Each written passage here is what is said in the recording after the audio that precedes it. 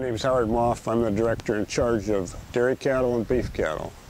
And this year we're having a pretty big show. We thought numbers might be down, but I really have more cattle entered than I have for quite a few years. So we have one of the better dairy shows as far as a county fair goes. Worcester, Ohio has a good one. We have one, and we're probably the best one around. We've got 8 cattle barns, and plus the arena, we stable inside there. So we have stabling for probably 600 head.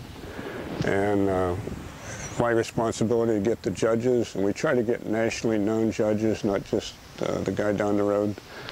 And we have a lot of awards, especially in the dairy, awards that people donate.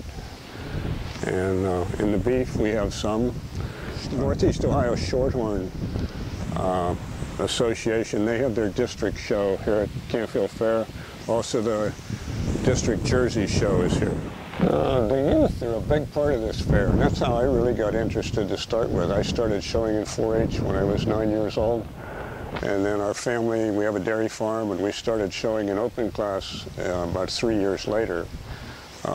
I met my wife at a county fair, not this one, but down at Columbiana County, and she was in the show ring and she beat me, so I thought I better marry her maybe.